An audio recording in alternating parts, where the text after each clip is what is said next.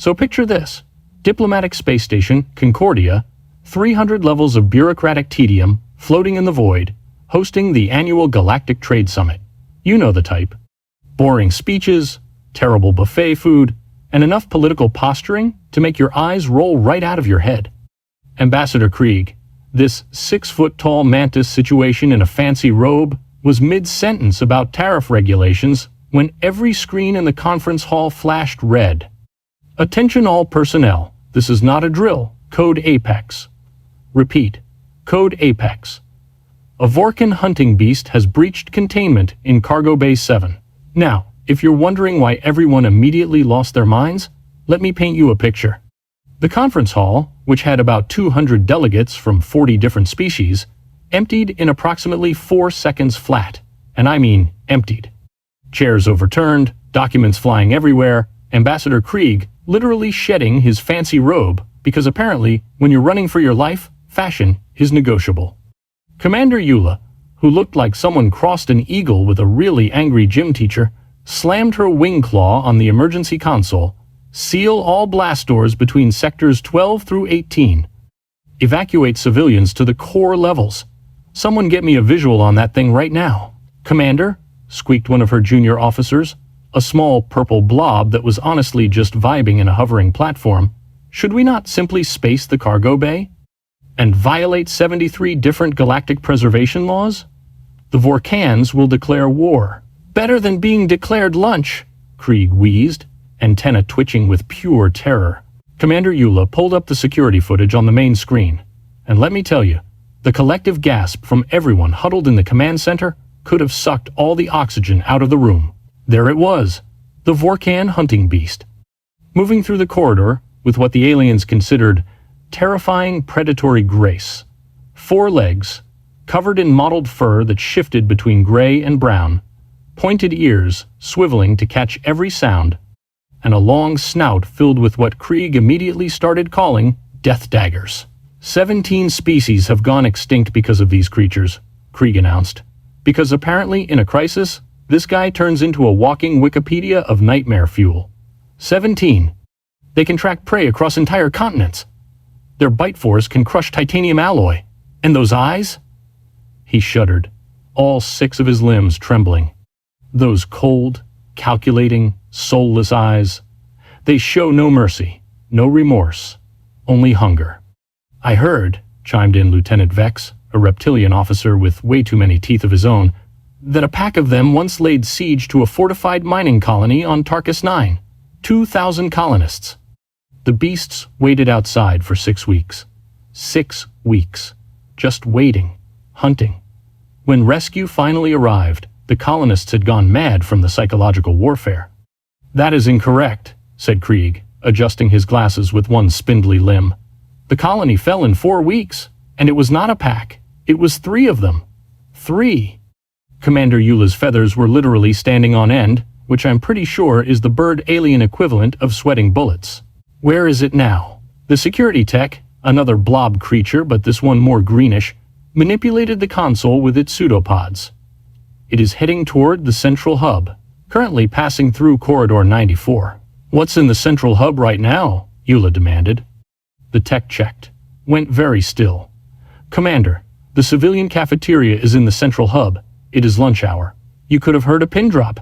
Actually, you did hear something drop, because Krieg fainted and hit the floor like a sack of wet noodles. Get medical for the ambassador, Eula barked. And get me a strike team armed with pulse rifles. Maximum stun setting. We need to...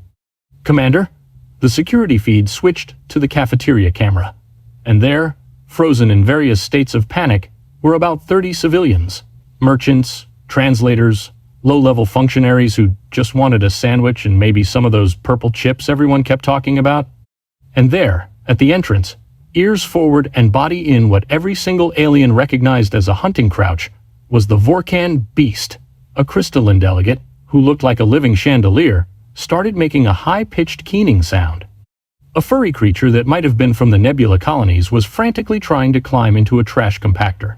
And in the corner, a gray-skinned humanoid was recording the whole thing on their communication device, probably figuring, if they were going to die, at least it would go viral. The beast's lips pulled back, revealing rows of white, pointed teeth. "It is selecting its target," Krieg whispered, having been revived just in time to add more doom and gloom. Vorkans do this. They assess the herd, choose the weakest, and then the cafeteria doors on the opposite side suddenly hissed open. Everyone in the command center leaned forward. This was it. Either their strike team had arrived, or someone was about to become the galaxy's most tragic lunch special. But it wasn't the strike team. It was a human. Tommy Briggs walked into the cafeteria like a man who had absolutely no idea he was interrupting what everyone else considered to be their final moments on this mortal coil. He was your standard-issue human, maybe 30 years old, wearing a jacket that had seen better days and a t-shirt that read, "I went to Mars and all I got was this lousy radiation poisoning." He had a sandwich in one hand and a datapad in the other, and he was clearly in the middle of reading something because he was not paying attention to anything else in the universe. "Yeah, so I told Hendricks the cargo rates were highway robbery, and he was like, 'Well, Tommy, maybe you should take your business elsewhere.' And I was like, 'Buddy, there is nowhere else. This is literally a space station in the middle of nowhere.'" Tommy looked up from his datapad, saw the frozen, terrified civilians, saw the Vorkan hunting beast, and his entire face just lit up. "Oh my God!" Tommy dropped his sandwich. The datapad clattered to the floor. His hands flew to his face in what everyone in the command center assumed was abject horror. "He sees it," Eula breathed. "The human sees the beast." Krieg had his face buried in his claws. I cannot watch another being perish." But then Tommy did something that made every single alien question their understanding of reality. He smiled, like the biggest, dopiest, most genuine smile you have ever seen in your entire life. "Is that a good boy?" Tommy's voice went up about 3 octaves. "Oh my God, is that a good boy? Yes, you are. Yes, you are, you absolute unit." In the command center, Lieutenant Vex turned to Commander Eula. "Commander, I believe the human has suffered a complete psychological break due to fear." "That is the only logical explanation," Eula agreed. But Tommy, blissfully unaware that he was supposed to be running and screaming, started walking toward the Vorkan beast, not running away, toward it, making these little kissing noises with his mouth. "Psh, psh, psh. Come here, buddy. Come here." The beast's ears swiveled forward, its head tilted to one side. "No, no, no, no, no," Krieg was muttering like a prayer. "This is not happening. This cannot be happening." Tommy crouched down, making himself smaller, and extended one hand. "Come on, sweet pea. Let me see you. Look at that face. Look at that gorgeous face." And here's where things got really weird. The Vorkan hunting beast, apex predator, extinction-level threat, the creature that had Krieg updating his last will and testament in his head, dropped its hunting posture. Its tail, which had been low and tense, started to move, side to side. Slowly at first, then faster, it was wagging. "Commander," the security tech said slowly, "I do not think I am interpreting this data correctly." "None of us are," Eula whispered. Tommy was still doing the baby talk thing. "Who's a fierce hunter?" "Not you. No, sir. You are just a big, silly puppy, aren't you?" "Yes, you are. Such a silly boy." The beast took one step forward, then another. And then, in a move that would be analyzed by xenobiologists for the next decade, it play bowed, front legs stretched out, rear end in the air, tail going absolutely wild. "What," said Krieg, "in the name of the 17 extinct species, is happening right now?" Tommy laughed, this pure, delighted sound, and started scratching the beast behind its ears. The creature, this thing that was supposed to be the galaxy's most efficient killing machine, leaned into the scratches and made a sound that could only be described as a groan of pure contentment. "Oh, you like that, don't you?" "Yeah, right there. That's the spot." One of the cafeteria civilians, a brave, or possibly insane, crystalline delegate, spoke up. Human, you must run. That creature is extremely dangerous." Tommy looked up, genuinely confused. "Dangerous? This guy? Nah, he's a sweetheart. Aren't you, buddy?" "Yes, you are." The beast rolled onto its back, exposing its belly, all 4 legs in the air. Tommy immediately started rubbing the belly. Oh, who's got a tummy? You've got a tummy? Yes, you do. In the command center, Krieg made a sound like air escaping from a damaged airlock. It has submitted to him. The apex predator has submitted to the human. Get me a xenopsychology team down there now, Eula ordered, and someone explain to me what I am seeing. Tommy, meanwhile, had found a spot that made the beast's back leg kick involuntarily. Oh, that's the good spot.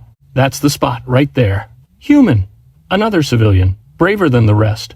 That creature has destroyed entire settlements. It is one of the most feared predators in the known galaxy.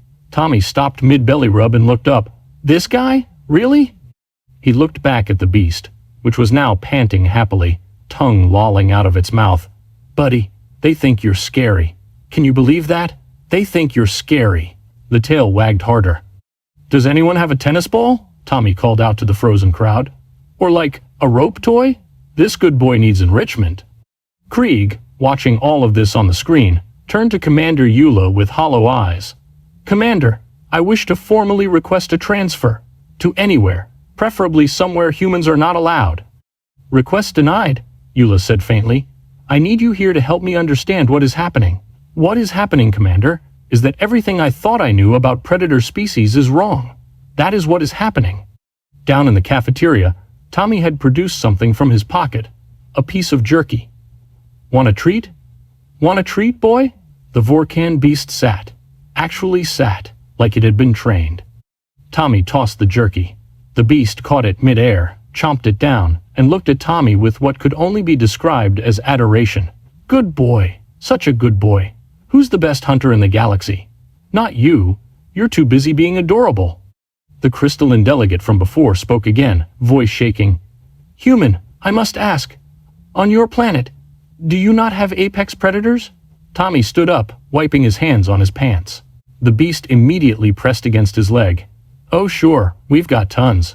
Way scarier than this guy, honestly. Silence. The kind of silence that happens right before someone's entire worldview collapses. Define scarier, Krieg whispered into his communicator. I mean, there are bears. Those things will eat your face off. Hippos kill more people per year than pretty much anything else. Great white sharks, saltwater crocodiles. And don't even get me started on Australia. That entire continent is basically a death trap. Commander Eula's feathers were fully fluffed now. And you coexist with these creatures? Well, yeah. I mean, we try to avoid the dangerous ones. But this guy? Tommy scratched under the beast's chin. This is basically just a dog.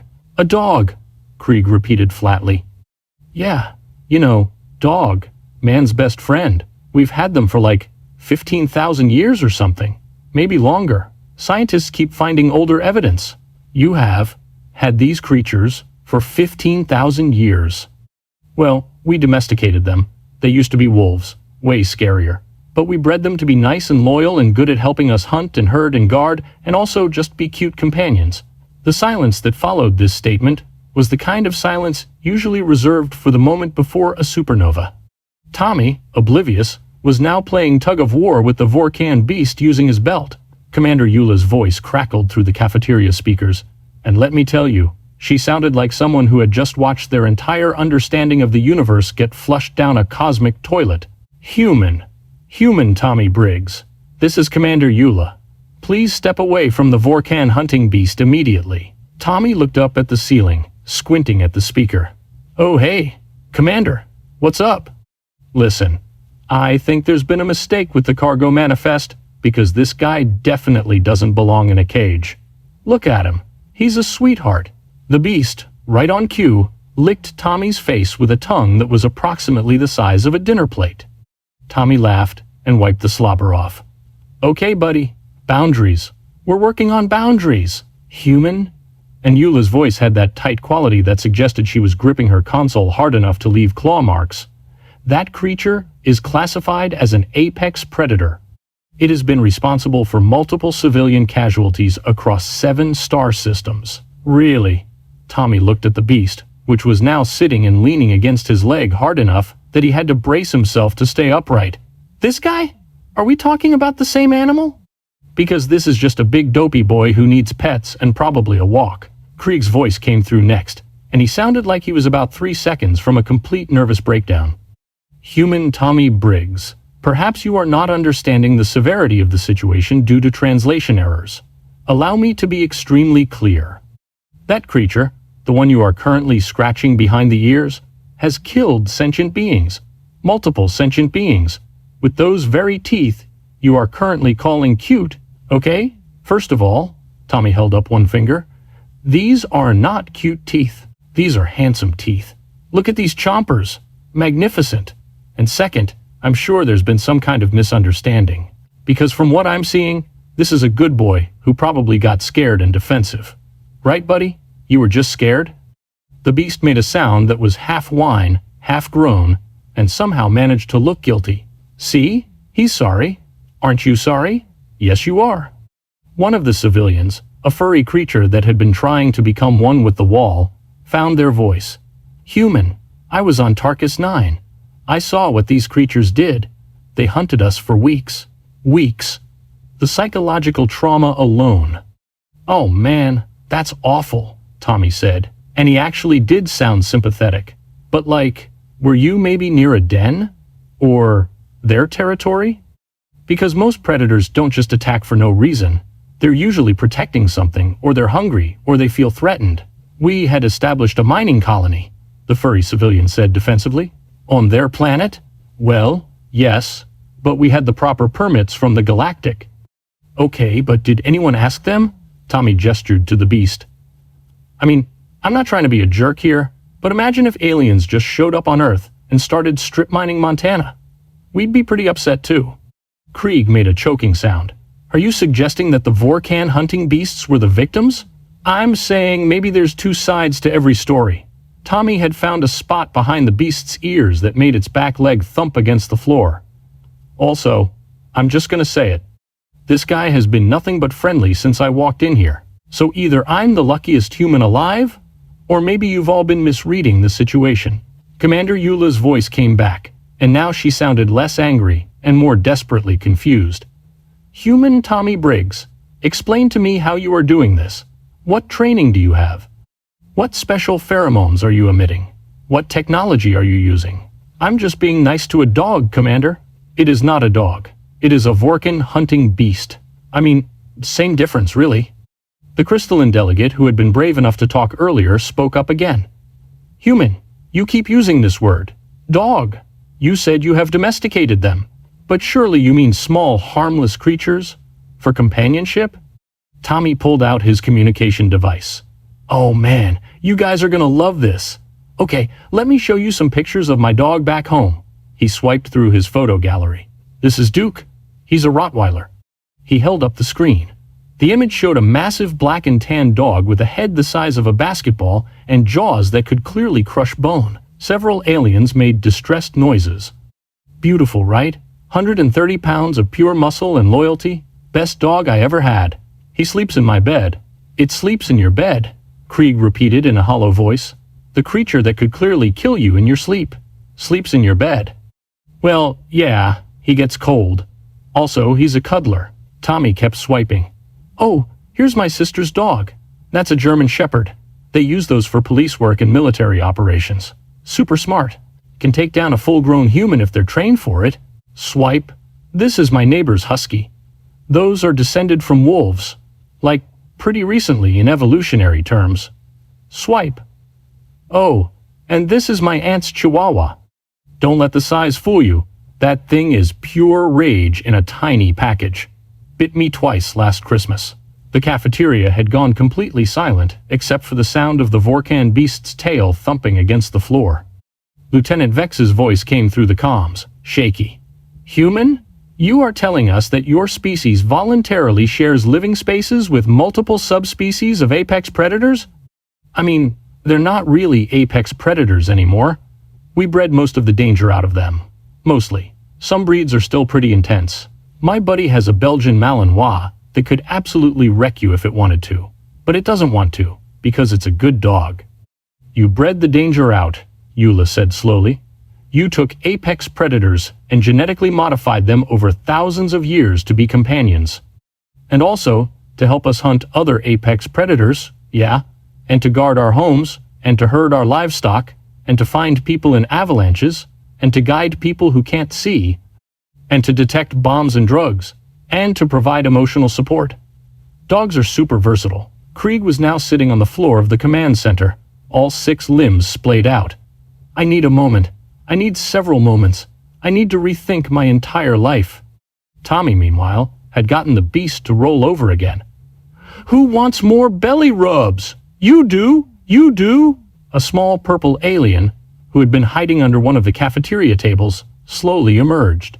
Human, may I ask you something? Sure, buddy. What's up? If these dogs are so dangerous, why do you keep them? Tommy looked genuinely confused by the question. Because they're amazing? Like, dogs are loyal and loving, and they're always happy to see you. My dog Duke loses his entire mind every time I come home, even if I've only been gone for 5 minutes. They love unconditionally. They protect your family. They make you laugh. Having a dog makes life better. But the risk? I mean, yeah, there's some risk. But there's risk in everything.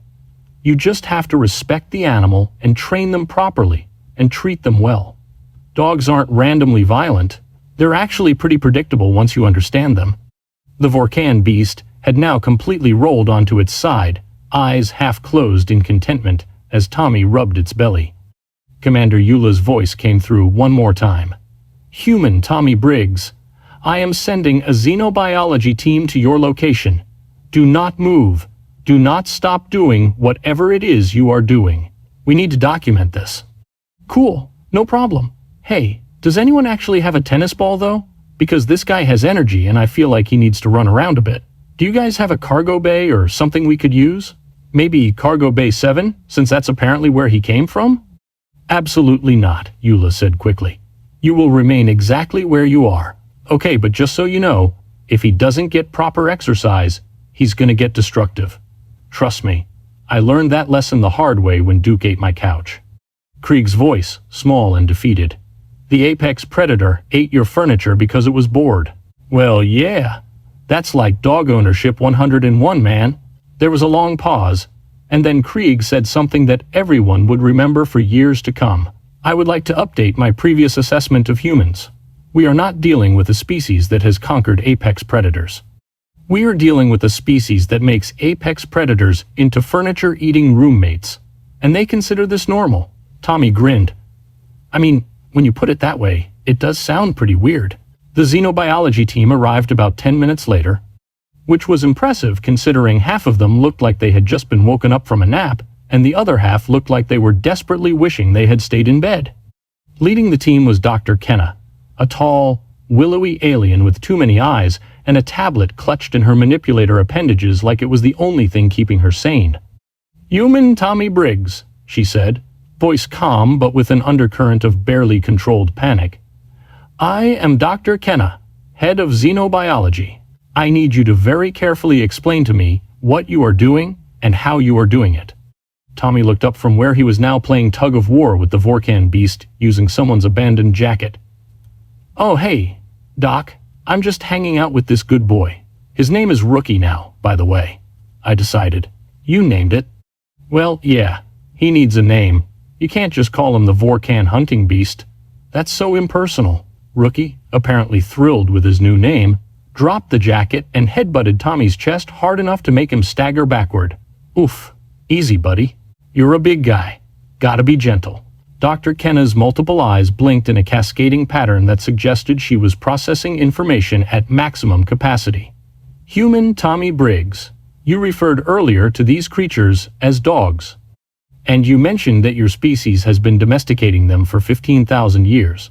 I need you to explain this process in detail because what I am witnessing should not be possible. Okay, sure. Tommy sat down on the floor, and Rookie immediately flopped down next to him, head in Tommy's lap. So like, way back in the day, like 15 to 40,000 years ago, scientists aren't totally sure on the exact timeline. Humans were still hunter-gatherers, right? Living in small groups, following animal herds, that whole thing. The cafeteria civilians had slowly started creeping closer, fascinated despite their terror. And there were these apex predators called wolves, gray wolves specifically, but there were a bunch of subspecies, Anyway, wolves are pack hunters. Super smart, super dangerous. They hunted in coordinated groups and could take down prey way bigger than themselves. Krieg, who had apparently dragged himself down to the cafeteria because he needed to see this in person, made a whimpering sound. Your species coexisted with coordinated pack hunters? Well, we kind of were coordinated pack hunters too. That's probably why it worked. So, the theory goes that some wolves started hanging around human camps because we were messy eaters and left scraps around. And the wolves that were less aggressive and more tolerant of humans got more food. And humans probably realized that having wolves around was useful because they could warn us about other predators and help us hunt. Tommy was scratching behind Rookie's ears as he talked, and the beast's eyes were half closed in bliss. So over generations, like hundreds of generations, we started selectively breeding the wolves that were friendliest and most useful. And eventually, they became different enough from wolves that we started calling them dogs. And then we bred them for specific purposes, some for hunting, some for guarding, some for herding, some just for companionship. Dr. Kenna's eyes were all focused on Tommy now. You selectively bred apex predators for thousands of years, on purpose. I mean, when you say it like that, it sounds weird, but yeah. And you did this while you were still a pre-industrial civilization? Before you had advanced technology or weapons? Yeah, we mostly just had pointy sticks and rocks at that point. Oh, and fire. Fire was a big one. Lieutenant Vex, who had also come down to witness this madness in person, spoke up. Human, let me ensure I understand this correctly. Your species, armed with only primitive tools, decided to befriend and genetically modify creatures that hunted in packs and could kill you? I mean, we could kill them too. That's kind of the point. We were both apex predators, so we teamed up, like a partnership. They got easy food and protection. We got their hunting skills and their senses. Win-win. Tommy pulled out his phone again. Here, let me show you the spectrum of what we created. So, on one end, you've got breeds like this. He showed them a picture of a Great Dane.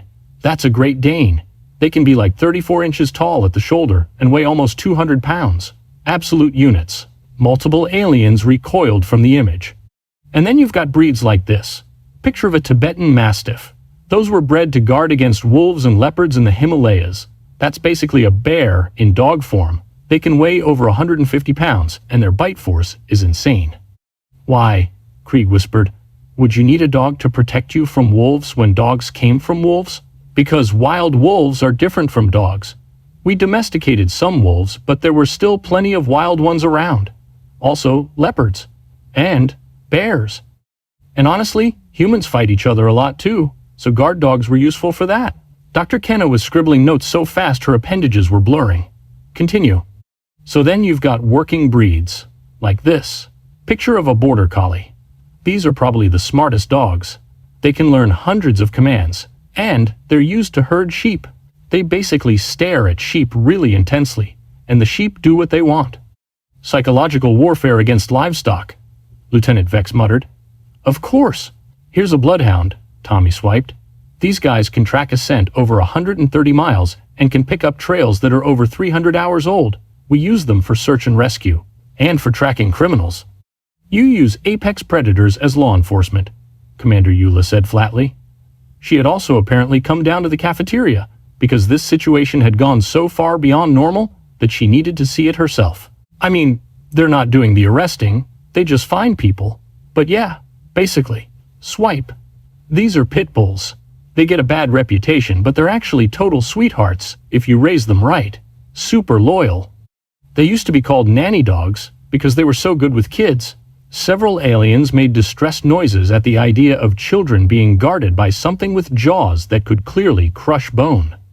Oh, and these are huskies and malamutes. We used them to pull sleds in Arctic regions. Before we had motorized vehicles, these dogs were how we traveled through frozen wastelands. They can run for miles and miles in sub-zero temperatures.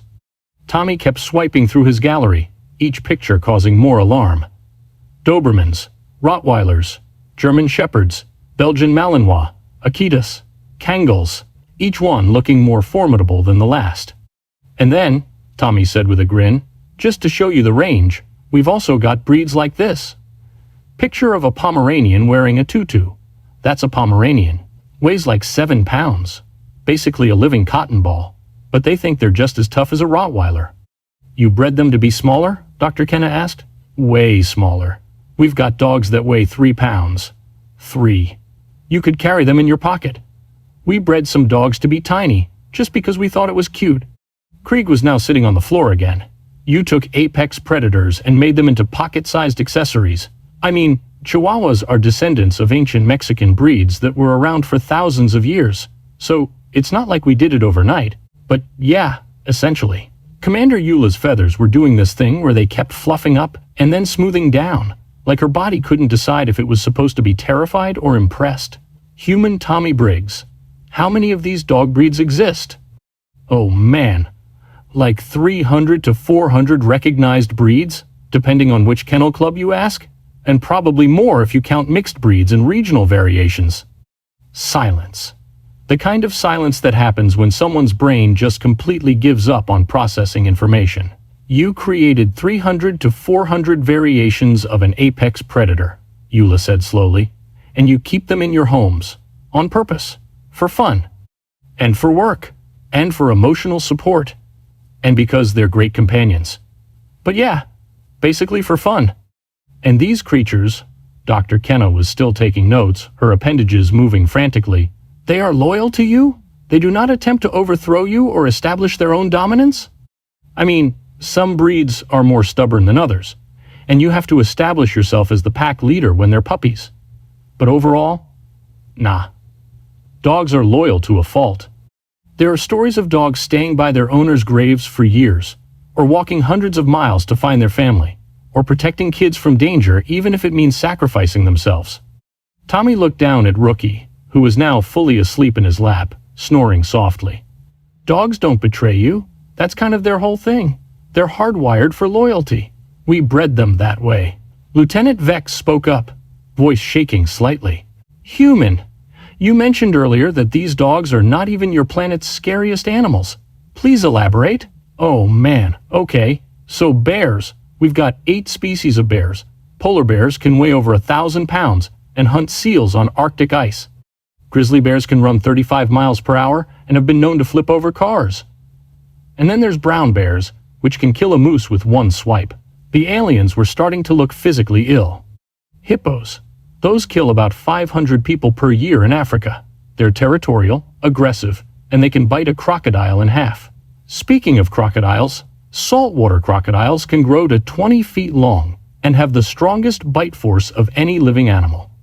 And then there's great white sharks, which can sense a single drop of blood in an Olympic-sized swimming pool and have multiple rows of teeth that regrow constantly. And you share a planet with all of these creatures, Krieg said, faintly. Oh, that's not even the worst of it. See, there's this place called Australia. Tommy's grin got wider. Australia is basically what happens when evolution decides to make everything venomous and aggressive. Box jellyfish, which can kill you in minutes. Inland taipans, which have venom so deadly that one bite could kill 100 humans. Sydney funnel web spiders, which are super aggressive and can bite through a shoe. Saltwater crocodiles, which I mentioned. Cone snails, that can kill you with a single sting. And irukandji jellyfish, which are the size of your thumbnail and can cause symptoms so painful that patients beg doctors to kill them. Dr. Kenna had stopped taking notes. And humans live in this Australia place? Oh yeah, like 25 million people. They mostly just act like it's totally normal. They call it the land down under and make jokes about it. They make jokes, Commander Eula repeated numbly. Australians have a great sense of humor about the murder wildlife. It's kind of their whole thing. Tommy scratched Rookie's ear. Oh, and we haven't even talked about the big cats. Lions, tigers, leopards, jaguars, cougars. We've wiped out a bunch of them in populated areas, which probably wasn't great for the ecosystem, but the ones that are left are still super dangerous. And then there's elephants, which kill over 500 people per year, and mosquitoes, which kill like 700,000 people per year through disease transmission. Mosquitoes? Lieutenant Vex asked. Tiny flying insects that bite you and suck your blood. They're basically everywhere. Krieg made a sound like a deflating balloon. Your planet has tiny flying creatures that feed on your blood and kill hundreds of thousands of you annually. Yeah, but mostly through malaria and stuff, not the bite itself. The bite just itches. The bite just itches, Krieg repeated. You are being drained of blood by parasitic insects, and your primary complaint is that it itches. I mean, what else are we gonna do? They're mosquitoes. They're everywhere. Dr. Kenna finally found her voice again. Human Tommy Briggs, I need to ask you a direct question. On your planet, where do humans fall on the food chain? Tommy looked genuinely confused. At the top, obviously. Obviously, she repeated. Yeah, I mean, we're the apex predator. We're the ones who domesticated wolves and turned them into purse dogs. We're the ones who looked at horses, which can kick hard enough to shatter your skull, and decided to ride them. We're the ones who saw 800-pound tuna and figured out how to catch them for food. We climbed to the top of the food chain without claws or fangs or venom. We did it with pointy sticks and teamwork, and the ability to sweat so we could chase prey until it collapsed from exhaustion. He paused, looking around at all the terrified alien faces. Wait, is this not normal? Do other species not do this? Commander Eula's voice was very quiet. No, human Tommy Briggs? Other species do not do this. Huh, weird. And then Tommy looked down at his phone and his eyes went wide. Oh, crap. Speaking of apex predators, Commander, has anyone checked on my actual cargo? Your actual cargo? Eula's feathers fluffed up again. Yeah, I'm supposed to be transporting live specimens from Earth to the Antares research station. My cargo should have been transferred to a climate-controlled hold this morning. What kind of specimens? Tommy checked his shipping manifest. Looks like the label says live specimens, Earth cats, handle with extreme caution. Every single alien in the cafeteria went very, very still. Cats? Dr. Kenna's voice had climbed about 3 octaves. You have more Earth predators on this station? I mean, cats aren't really predators. They're like small predators. Mostly they just sleep and knock stuff off tables. An alarm started blaring. Commander Eula's communicator crackled to life. Commander, this is Security Bay 4. We have a situation. Multiple small creatures have breached containment in Cargo Hold 12. They appear to be extremely hostile.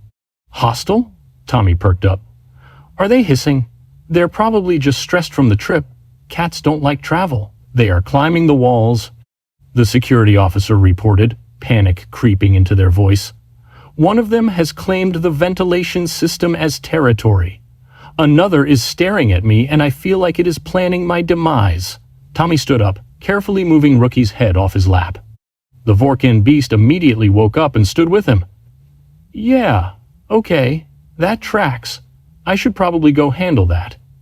Come on, Rookie. Let's go wrangle some cats. As Tommy headed for the door with Rookie trotting happily beside him, he called back over his shoulder. Oh, Commander, you might want to send someone to feed them. If the cats haven't eaten, they're going to be extra cranky. I've got food in my quarters, Bay 17, Compartment C. And then he was gone, leaving behind a cafeteria full of aliens who were collectively reconsidering everything they thought they knew about predators, prey, and the human capacity for absolutely insane behavior. Dr. Kenna looked at her notes, looked at the door Tommy had just exited through, looked back at her notes. I need to update the human species classification, she said quietly. From omnivorous bipeds to apex predator collectors with possible death wish. Approved, Commander Eula said faintly. Also, someone get me the contact information for Earth's government.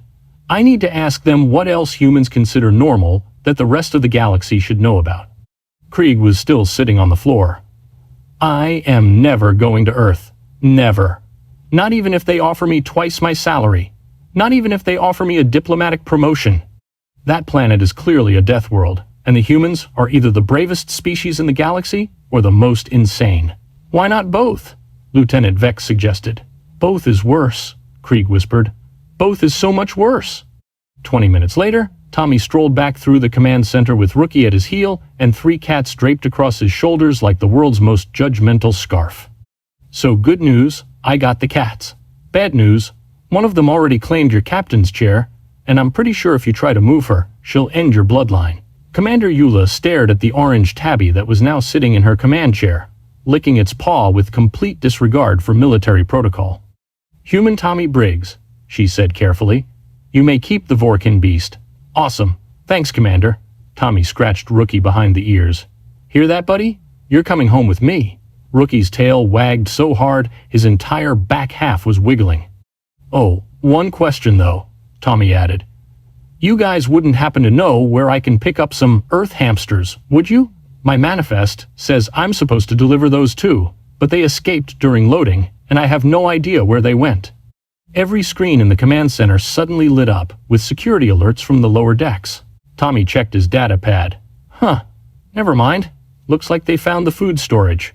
As he left with his menagerie, Krieg pulled up the Galactic Species database and began typing. Species update. Humans tear. Previous classification. Omnivorous bipeds. Intelligence level 7. Threat level. Moderate. New classification. Apex predator collectors. Intelligence level. Concerning. Threat level. Avoid conflict at all costs. Notes. Indigenous to Class 1-2 Death World. Coexists with and domesticates multiple apex predators for companionship and entertainment. Considers venomous parasites and man-eating wildlife. Normal. Will attempt to befriend anything with teeth. Do not, under any circumstances, tell them something is dangerous. They will interpret this as a challenge. Diplomatic recommendation. Friendly relations strongly encouraged. Trade agreements approved. Do not anger them. They keep cats. Commander Eula read the entry over his shoulder and nodded. Send it to every station and embassy in the network. Already done, Commander. In the distance, they could hear Tommy's voice echoing through the corridors, singing off-key to Rookie about what a good boy he was, while the cats judged everyone from their new positions of power throughout the station. Humanity had officially made its mark on the galaxy, and the galaxy would never be the same.